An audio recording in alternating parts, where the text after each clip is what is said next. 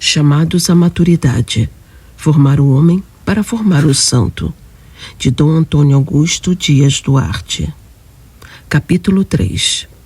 Narração Bete Gravina. Boa leitura.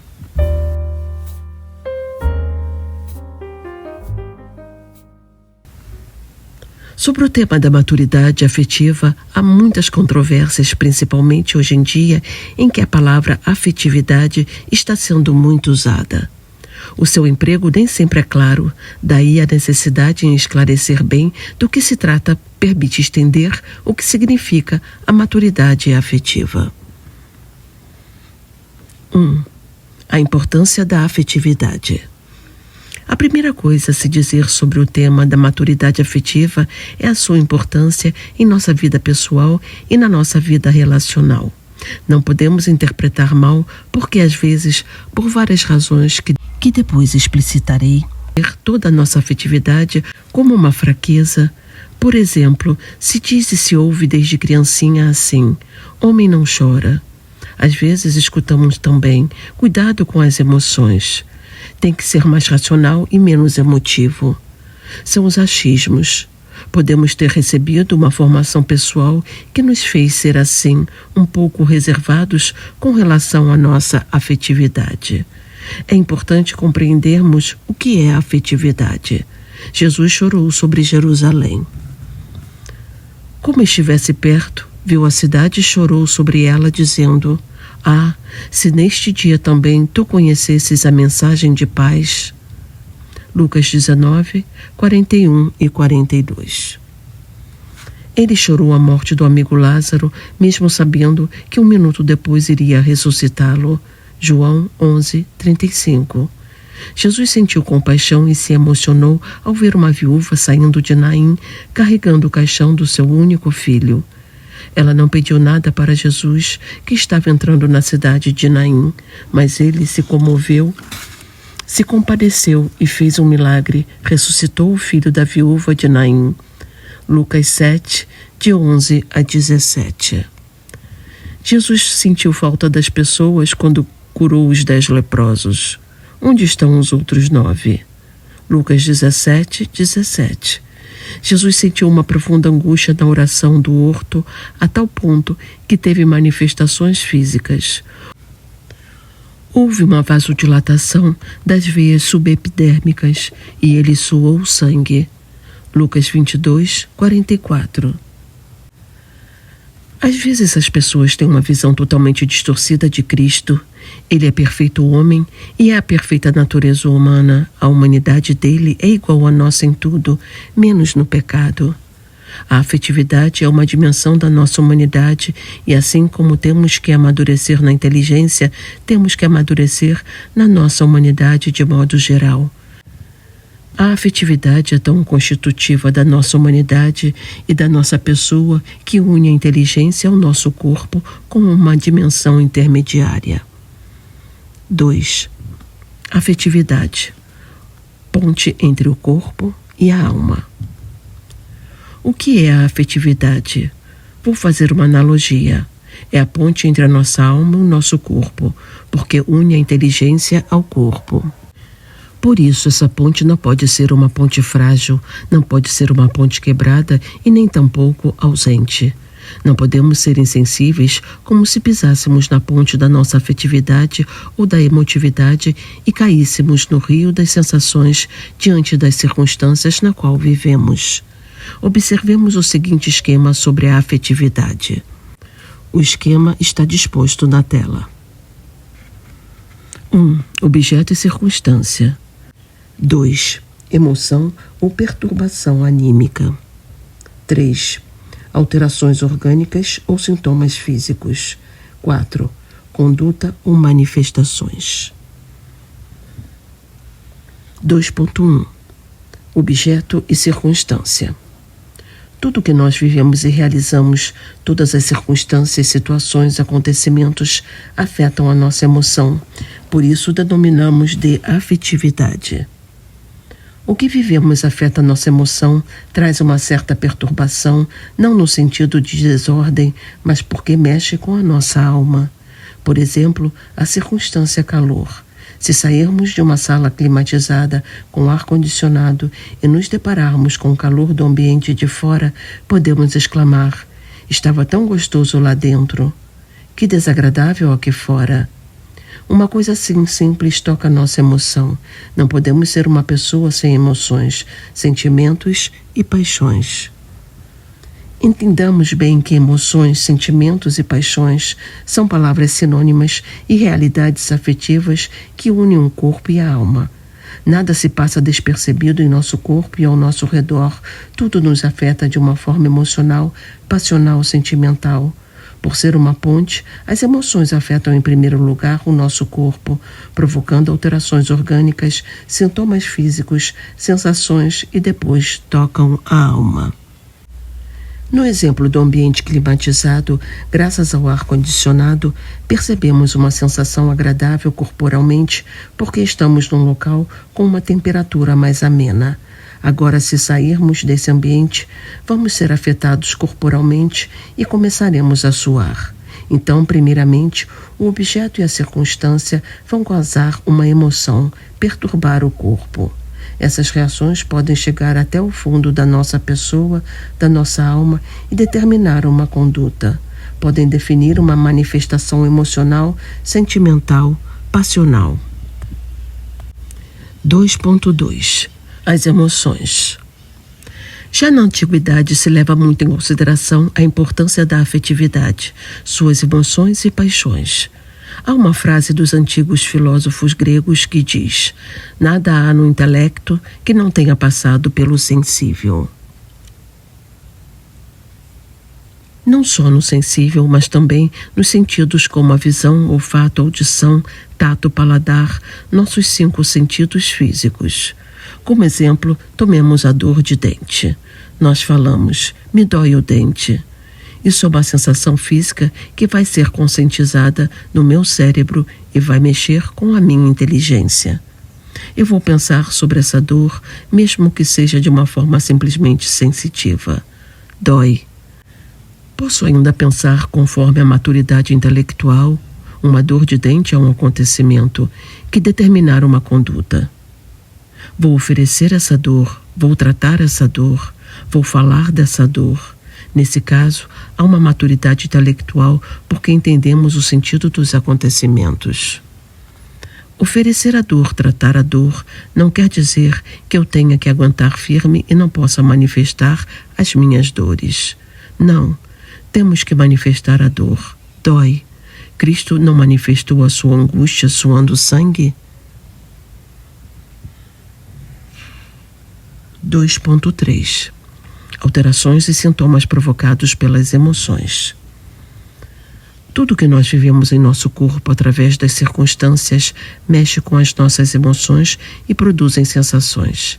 As sensações são diferentes das emoções, das paixões e dos sentimentos. Temos que amadurecer as nossas emoções ou sentimentos ou paixões para ter alterações ou sintomas físicos e psicológicos mais benéficos do que maléficos e para gerar na nossa inteligência e vontade comportamentos e manifestações afetivas. Então, quais são as nossas fundamentais emoções? O que faz parte da dimensão humana afetiva? Vejamos o esquema. O esquema está disposto na tela.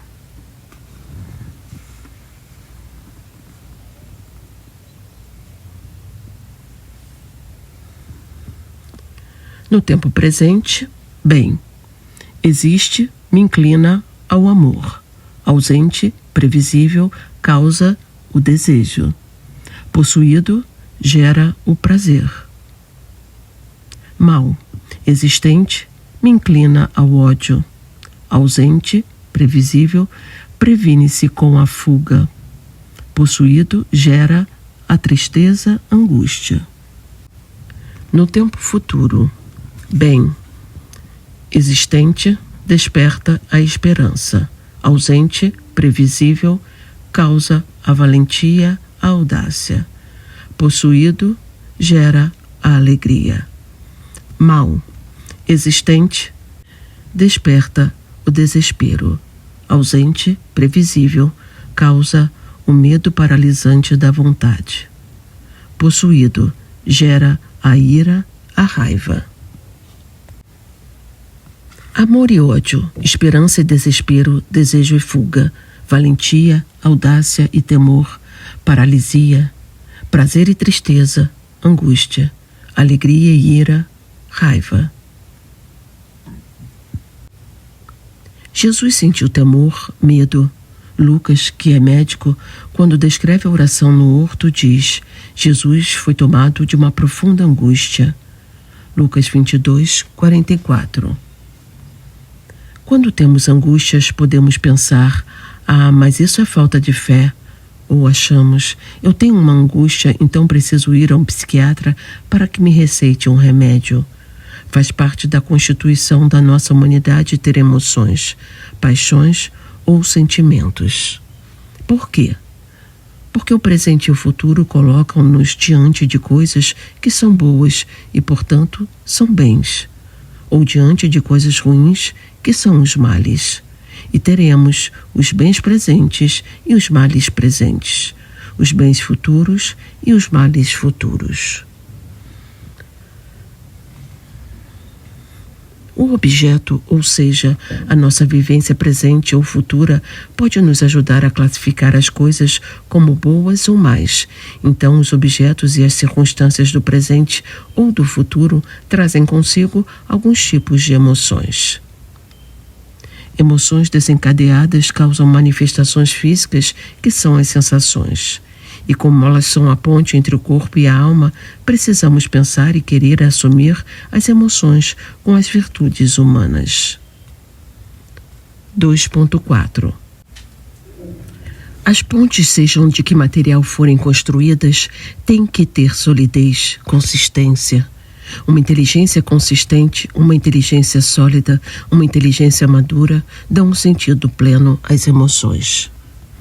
Exemplifiquemos. Imaginemos que um professor tenha como objetivo preparar bem uma aula. Dentro de que circunstância? Um horário, às 17 horas, pode ser para ele um horário melhor do que após almoço. Se ele escolher preparar a aula às 17, estará mais disposto e amará mais esse trabalho, mas se só tiver horário após o almoço, por causa do sono que sente, sentirá raiva por preparar essa aula. Considerado esse objetivo, o professor pode sentir-se bem nessa preparação, amor, ou sentir-se mal, ódio. Havendo essas duas emoções, elas em si mesmas são comuns, mas um professor virtuoso no seu trabalho desenvolverá melhor a emoção amor e dominará mais a emoção ódio. Então, o professor, sentindo um incômodo, chateação, tem ódio desta preparação, mas em si mesmo o ódio como emoção não é um mal moral, pecado. Diante de um mal, espontaneamente gera-se uma emoção que é o ódio, ou gera-se uma emoção que é o amor diante de um bem. Ainda não é a virtude do amor, nem é o pecado do ódio, porque com a inteligência e a vontade vamos determinar qual será a conduta diante dessas emoções. É possível controlar uma emoção? Não. É possível amadurecer uma emoção? Sim. Controlar parece ser uma espécie de barreira. Nós não podemos colocar barreira no que é natural, mas sim no que é antinatural, ou seja, o pecado. Posso amar, vou usar a palavra amar, não no sentido da virtude humana, nem da caridade infusa. Uma aula ou posso detestá-la. O objeto aula sempre causa uma emoção, as circunstâncias de uma aula sempre causam uma emoção. Com relação a uma futura aula também. Se é uma matéria que é um bem para mim, eu a espero, mesmo que demore 6 meses ou 1 ano. O grande bem que esperamos no futuro é principalmente o nosso encontro com Deus. Então, não podemos ter uma vida humana nem uma vida espiritual sem emoções. E uma grande emoção na vida é a esperança, sobretudo quando ela é a virtude teologal da esperança. Diante de um mal, Desesperar-se também não é uma emoção errada do ponto de vista moral. Por exemplo, no futuro podemos prever muitas dificuldades na vida, e tal previsão pode mover essa emoção e tender a um bloqueio, achando que não poderemos impedir que esse mal aconteça. Daí a importância do dom da fortaleza que nos concede o Espírito Santo e a virtude da fortaleza que devemos humanamente cultivar. Um bem ausente causa um forte desejo para que se possa possuí-lo e se ter prazer. Por exemplo, a saúde é um bem e temos que amar e desejar ter saúde, porque leva-nos a sentir-se bem e ter prazer no viver. Deus, que nos deu o dom da vida, quer que tenhamos prazer em viver saudavelmente. Quanto ao mal ausente, como não queremos que ele nos afete, fugir dele é uma emoção boa. Não conseguir evitá-lo e, estando presente, vem a tristeza e a angústia. É todo um movimento emocional, mas que temos que saber crescer em virtudes que nos façam dominar o desespero, o temor, a paralisia, a raiva e a ira, tais como valentia, audácia, coragem, perseverança na busca do bem e, sobretudo, no amor cristão à cruz. As nossas paixões, os nossos sentimentos, as nossas emoções, todo esse conteúdo da nossa afetividade humana é a ponte entre o corpo, a realidade humana, e a alma, a realidade espiritual. Com uma inteligência madura e com a liberdade entregue para Deus, podemos direcionar muito bem as paixões pelas virtudes humanas e teologais. 3. Amadurecer a afetividade através das virtudes cardeais. Podemos amadurecer as emoções através das 4 virtudes cardeais: fortaleza, prudência, temperança e justiça. Chamam-se cardeais porque giram em torno do cardo, que significa dobradiça.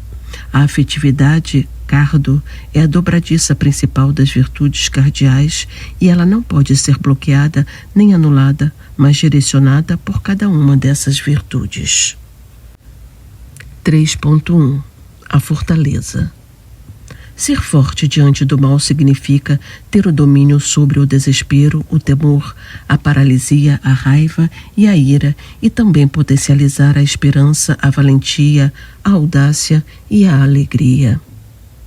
Não amadurecemos arrancando e blindando as emoções, mas direcionando-as de forma forte e rija. Por exemplo, a pessoa pode ter medo de ficar doente, especialmente quando vê na sua árvore genealógica pessoas que morreram de infarto, câncer. Esse mal possível e ausente pode paralisar a pessoa e incutir nela o medo pelo futuro. Sejamos fortes.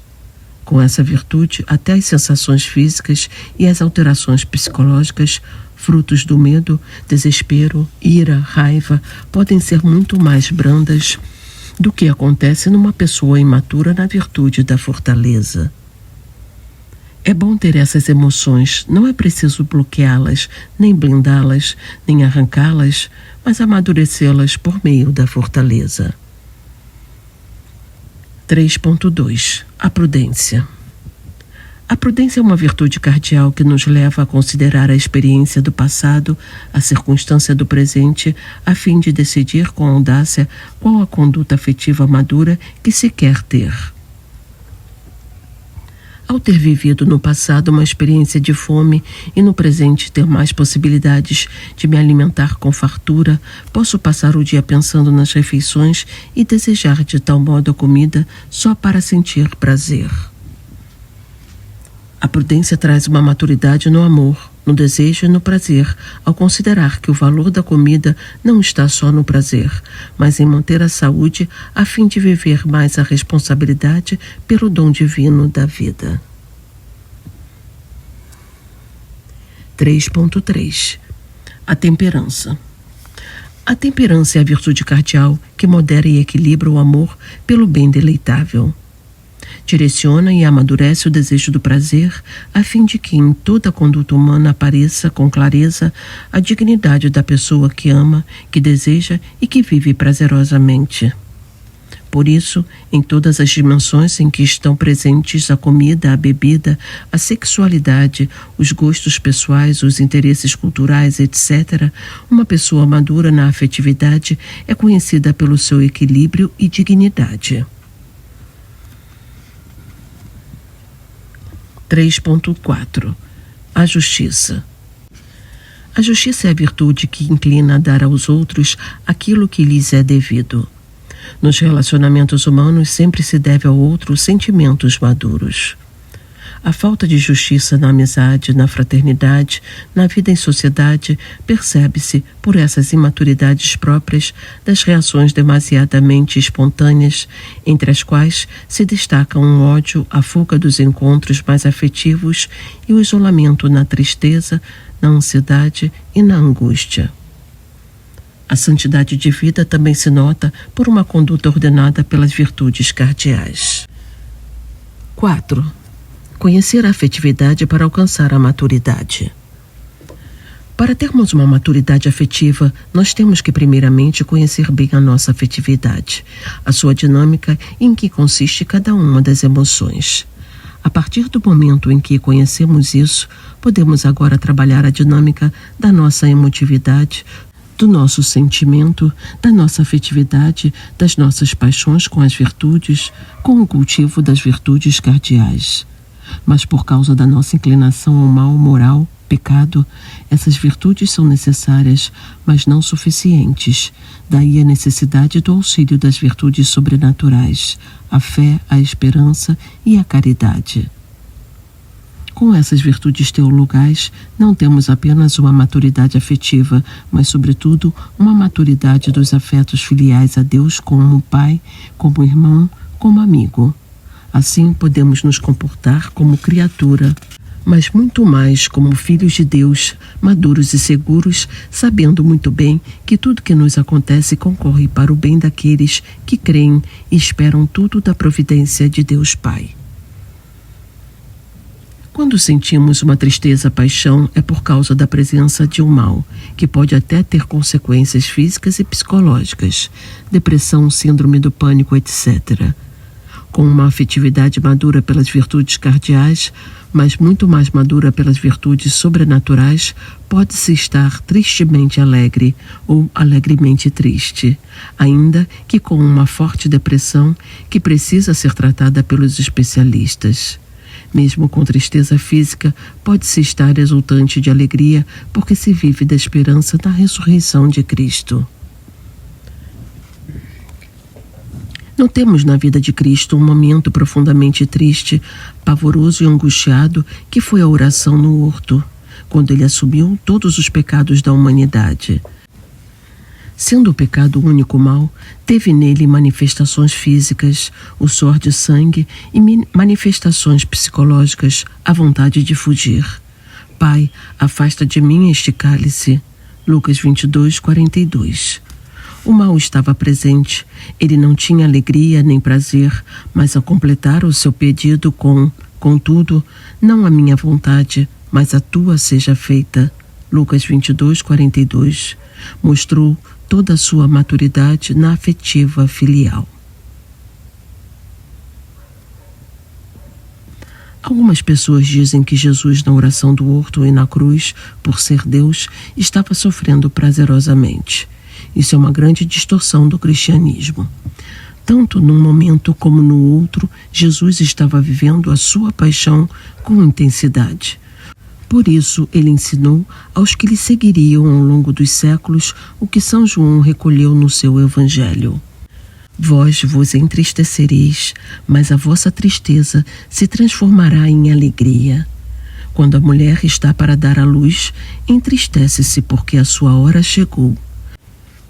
Quando, porém, dá à luz a criança, já não se lembra dos sofrimentos pela alegria de ter vindo ao mundo um homem. João 16, 20 e 21. A tristeza somada à virtude teologal da esperança e à fortaleza humana poderá nos deixar tristemente alegres, apesar da depressão física e psicológica. Mas cultivando a fortaleza, não ficamos na cama, no quarto, nessa tristeza, Vamos trabalhar, realizar as minhas atividades. É aí que notamos a diferença entre a pessoa imatura e a pessoa madura, entre as pessoas comuns e os santos. Vemos a maturidade espiritual e a maturidade humana. Retirando as virtudes cardeais, o que acontecerá com as emoções humanas? O que vai acontecer com a ponte? A ponte cai. Aí começam as desordens físicas, psicológicas e morais, porque não chegamos a uma maturidade. Quando estamos diante do perigo de uma ponte cair, de uma afetividade se desorientar, se desvirtuar, não a legitimando, permitindo e dando rédeas soltas para as emoções, que vamos nos tornar pessoas maduras, mas é cultivando as virtudes. Ninguém é o seu pecado. Eu sou um dom para a igreja e para a sociedade. Ninguém é condenado por uma tendência, uma paixão. Ter paixões e afetos é normal. O que eu preciso é amadurecer naquilo que é simplesmente uma emoção causada por uma situação X ou Y. A maturidade afetiva não é para evitar o pecado, embora ajude secundariamente a evitá-lo. É para sermos normais, principalmente como filhos de Deus. Sermos idênticos a Cristo, que também sentiu tristeza e ódio. Quando Jesus entrou no templo e viu os cambistas, vendedores de pombas e de animais, pegou o chicote e, com raiva, porque o mal estava presente, disse: "Não façais da casa de meu pai uma casa de comércio." João 2,16. Puxa, Jesus sentiu raiva. É pecado? Não. É a paixão dele ordenada, não pelo amor-paixão, mas pelo amor ao Pai, o amor-virtude, o amor ágape. Não nos escandalizemos quando lemos que Jesus sentiu raiva ou ira diante de um mal futuro. O mal futuro era que o cristianismo se transformasse num farisaísmo. Por isso, Jesus era tão irado com os fariseus. Ai de vós, escribas e fariseus hipócritas, sois semelhantes a sepulcros caiados. Mateus 23, 27. Jesus age com uma ira temperada para prevenir os cristãos de caírem no farisaísmo, de serem sepulcros caiados por dentro e por fora serem uma outra pessoa. Porque o cristianismo é, antes de mais nada, uma mudança interior e não exterior. Não somos cristãos pelo exterior para apenas parecermos cristãos, mas nós temos que ser realmente. A ira contra os fariseus não era um pecado, era devido a um mal que ele já via que aconteceria com o cristianismo no futuro. Como vemos acontecer ainda hoje, quantas pessoas vivem com a aparência, mas por dentro estão vazias. Em resumo, não há maturidade afetiva sem cultivar as virtudes cardeais: prudência, justiça, fortaleza e temperança. O filósofo Joseph Pieper escreveu sobre as virtudes fundamentais, que são as 3 virtudes teologais: fé, esperança e caridade, e as 4 virtudes cardeais: prudência, justiça, fortaleza e temperança, do ponto de vista filosófico. Está traduzido em português com o nome Virtudes Fundamentais. Recomenda-se esta leitura. Na próxima leitura, continuaremos com o capítulo 4, a maturidade intelectual. Até lá. Um abraço a todos.